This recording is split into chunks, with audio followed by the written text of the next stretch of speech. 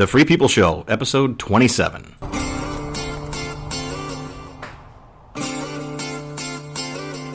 The Free People Show is a show about the practice and politics of being free. Free from government, free from coercion, and free to be yourself.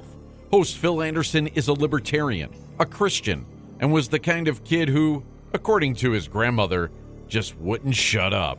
Phil and his co-hosts will talk politics, but also life in general, challenging you, entertaining you, persistently rapping on the back door of orthodox two-party politics, sparing nobody and taking no prisoners, maybe even making you laugh. Tweet us at @FreePeopleShow with questions and suggestions, or comment on Facebook during or after the show. For information about being a guest, hosting a live broadcast, or sponsoring the show, email info@freepeopleshow.com. Thanks for listening. Now, here's your host, Phil Anderson.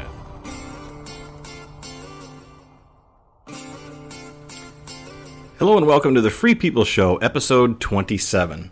We're happy to be broadcasting to you tonight from lovely Fitchburg, Wisconsin, in our studio, which is an yet undisclosed location deep in the bowels of some secret building in Fitchburg, Wisconsin. We will never tell. But if you come here and visit us, then obviously you'll know where it is. You can find us at freepeopleshow.com as well as on our host platform, Spreaker. Please use our website if at all possible and patronize the links there. You can also find us on iTunes, Stitcher, TuneIn, all the various podcasting platforms, as well as live, as I said, at freepeopleshow.com. Thanks very much to all the helping hands that help make this production go on week after week. In particular, our engineer, Samuel Anderson, who's working diligently tonight. As a matter of fact, we have a brand new Facebook broadcasting tool tonight that we're using. So if you're watching us on Facebook or happen to see this video later, you'll see in the lower left-hand corner a little scrolling thing that has information about our particular website, and hopefully you'll click on that and visit our website. But that's a new thing, and we're also going to be adding information on that particular functionality for our sponsors, who we're happy to say are Silver Compass Realty, as usual, Burger House 41, and Purely Poultry. Thanks for watching tonight, Tyler. In future, we'll have that information on our video as well, not just on the website. Also, thanks tonight to Ron DePouw, who is doing double duty. He is our business manager as well as co-host tonight. Patrick Baird and Miles, I both gave the day off to. They're out celebrating in the usual American way of consuming alcohol, red meat, shooting off fireworks, etc. But thanks very much to them. Also to show webmaster Dustin Dryfirst, show contributors including John Migloch, Jay Ranchod, Dustin Dryfirst, and the Libertarian Party of Dane County. So here we are on the 4th of July having a show. We expect listenership and readership, watchership, videoship, whatever you call it, viewership, I guess that's what it's called, to be down a little bit tonight. But thank goodness this is stored and is available on all those facilities for you to download and listen to later. But I have a serious bug in my rear end about this particular holiday because as we know, people celebrate it. People celebrate holidays for whatever reason. You know, it's a day off work, and they're happy for that, and then they get together with family, and they eat and drink and sort of know a little bit about the history of whatever holiday they're celebrating. I guess it doesn't matter to a lot of people, but it does matter to me because as somebody who's been studying politics and history, and in particular as they relate to liberty and how it's been gradually eroded from where they started in 1776, this holiday is great in that it celebrates the Declaration of Independence. It's also sad in that people use it as a day to be patriotic in ways that I don't think they understand. So earlier today, as I was sort of working up the content for this show, I posted on Facebook and Twitter a post that I'd like to share with Ron and with our listeners and viewers now. It's out there for you to get later if you go to my Facebook or the show's Facebook or the Wisconsin Liberty Network's Facebook. You can find it on there. But it's going to be the way that we're going to set the tone for tonight. So basically, just talking about this particular anniversary, I want to express my admiration and respect for the key founding document of this country, the Declaration of Independence.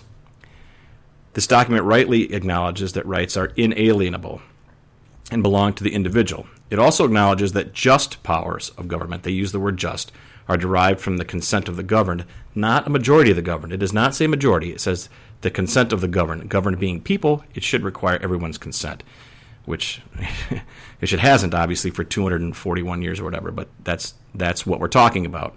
This idea is crucial to our understanding of the signer's intent, that rights are inalienable to an individual, can't be alienated by a majority, by definition.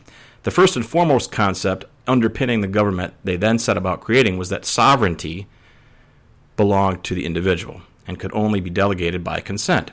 In their world, in their time, if a person did not consent to be governed, that person could move to another state where they might find a more agreeable form of government, or move beyond the frontier, live by their own means and according to their own rules, and accept the consequences thereof.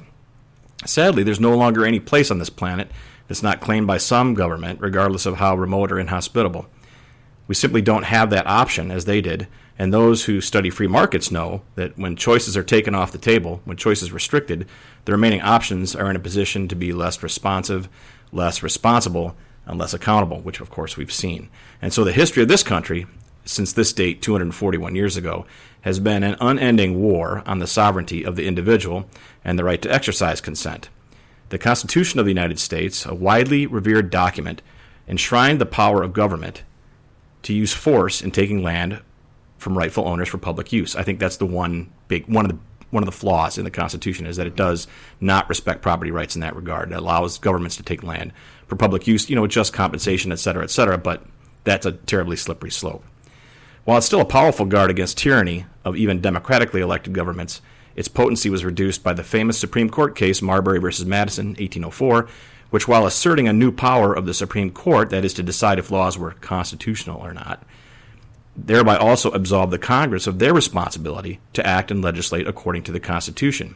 Insofar as individuals are represented in Congress, their representatives no longer share that constitutional responsibility and aren't held accountable as such. And one might argue that the president appoints replacements on the Supreme Court, and there's a political process involved in that, so technically there's some representation. But that's why I mentioned insofar, because I don't really believe that we're really being represented in Congress at all at this point. And so the idea that people in Congress can put forward legislation, either publicly or privately, slide things in that are unconstitutional just because they want to get away with it and keep campaign donors or whoever happy, and it's not their, it's basically the Supreme Court's responsibility to catch it if they do something unconstitutional. Well, that wasn't the original intent. Mm-hmm. Originally, everyone was responsible for that. Well, many years later, the Civil War demonstrated that the federal government no longer honored the federation that was agreed to in the previous century. The several states, having voted to join the new United States, were violently prevented from withdrawing that consent. At that point, the nation, as the founders envisioned, ceased to exist. While there was still a frontier to escape beyond, many did. As the frontier closed in the early 20th century, however, the U.S. government's war on individual liberty and personal sovereignty accelerated. For example, the Federal Reserve System, income taxes, 17th Amendment, 18th Amendment, which if you're not familiar, one was prohibition. One was making representatives to the U.S. Senate popularly elected instead of appointed by state legislatures, which was then, should have been the right of states to send representatives of the state government to the federal government, and that ended. They were all attacks on either state or individual liberty, none supported by a majority of the electorate. Yet, as I mentioned above, that really shouldn't matter because rights belong to the individual.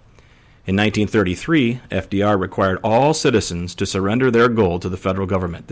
We've talked about this on this show before. Patrick talked about it a couple of weeks ago. Not a widely reported historical fact, but in truth, in 1933, the federal government issued a law saying everyone had to give their gold to the government. In return, they got, gold notes or whatever they called them, currency, which FDR and the federal government swiftly devalued. As the federal budget swelled and the Fed had control of the money supply, rent-seeking by industries, wealthy interests, unions, foreign governments, and state governments themselves increased astronomically. The federal government has devalued our currency, giving the confiscated wealth in the form of newly printed currency to their cronies in banking and industry. The federal government has gotten involved in wars that have no rational defensive purpose, overridden or bought off states' compliance with unconstitutional mandates, and in general has plagued us with a long, quote, because this is a quote from the Declaration, long train of abuses and usurpations, pursuing invariably the same object. A government by, of, and for the people, in my estimation, no longer exists. So what is the current state of our union? Government, defined as the monopoly of the legal use of force in a geographic area, no longer represents even the majority. The majority of the country does not want war, yet the media assists the government by exciting the meaner side of human nature, briefly. Then off the government goes with our tax dollars, our loved ones, and no end in sight. Congress doesn't read the bills on which it votes and rejects legislation that would require them to actually read the bills. We're not being represented. The dominant political parties are now openly selling access to the monopoly of force-wielding power to the highest bidders without regard for ideology. Indeed, almost all big contributors give to Democrats and Republicans. Any dissent to this system of coercion, plundering, and manipulation is snuffed out by controlling access of smaller parties to the biggest debate stages, by using their massive war chests to astronomically outspend other parties, by gerrymandering legislative districts to streamline the process of ensuring reliably corrupt legislatures, and by silencing the dissent, even among their own, by threatening to unfund primary and otherwise marginalized candidates of conscience. One example, Justin Amash was, a liberty Republican, was making noise about President Trump's health care bill, and the Trump administration, in fact, the Republican National Committee started running ads against him in his home market in Grand Rapids, Michigan. Not even in election season, but basically warning him that if he didn't comply with what his party wanted him to do, that they'd find even a very popular representative, but they would have found a way to oust him. We, the sovereign people who live here, are indeed guilty of being, quote, more disposed to suffer while evils are sufferable than to right ourselves by abolishing the forms to which we are accustomed. Again, a quote from the Declaration. However, we do indeed have the inalienable right that whenever form of government becomes destructive of these ends, that is life, liberty, and happiness, it is the right of the people to alter or abolish it, and to institute new government, laying its foundation on such principles and organizing its powers in such form as to them shall seem most likely to affect their safety and happiness. So, what should we do, specifically, to alter or abolish this tyrannical government? First, we need to pay attention to all the abuses, both Democrats and Republicans, that they foist on us. Don't look at them through the contrived paradigm of left versus right, or worse yet, liberal versus conservative, for in the current political context, those two words are meaningless as descriptors of actual political philosophies. Look at the abuses as tyranny versus freedom, trust versus suspicion, humane versus inhuman, love versus coercion. Through this basic classic interpretation, we see the true coercive, abusive, manipulating nature of the current system of government. We deserve better as Americans, but even more importantly, as free human beings with inalienable rights. Secondly, where and whenever possible, we should opt out of government power. These are just a few examples, but we should find alternatives to the services that government tries to monopolize. For example, we could form our own security networks. There's apps that help do that. Generate our own electrical power when we can get away with doing that. Use private voluntary libraries, homeschool our kids, grow our own food, make our own wine and beer, and start investigating cryptocurrencies as an alternative to debt-backed, devalued U.S. dollars, which are merely a tool to steal the value of your labor and talents. These are just a few examples. Opt out when you can and show other people how. Lastly, vote for Libertarian Party candidates. When you don't vote, tyranny wins. When you vote GOP or Democrat, even for a so-called Liberty Republican or Civil Rights Democrat, all apologies to Austin Peterson, nothing changes and tyranny wins. The only chance of moving towards liberty, a liberty that's humane, loving, prosperous, and enduring, is by casting your votes for libertarians. It is true that it's very difficult for libertarians to win, but the few colonists who dared bind themselves together in the cause for liberty, a minority fighting for the liberty of all, faced a similar, seemingly impossible task to defeat the biggest empire in the world and free themselves from tyranny. They did not count the odds as prohibitive because the stakes were alarmingly high, yet simple. They dared to fight for not only their own liberty, but for the liberty of their fellow colonists, and indeed for the cause of all mankind, as we were made to live in love, cooperation, voluntarily, and with personal responsibility. The libertarian approach is simple. People have the right to live their lives as they choose as long as they don't interfere with others' right to do the same. That principle is enshrined in the Declaration and to a slightly lesser extent the Constitution. People have the right to life, liberty, property, and happiness because that's the way we are. That's the nature of being human. Happy Declaration of Independence Day. So that was my little screed. I think it took us all the way up to our first break pretty much. We'll come back in 2 minutes after our sponsors get a chance to tell us what they do.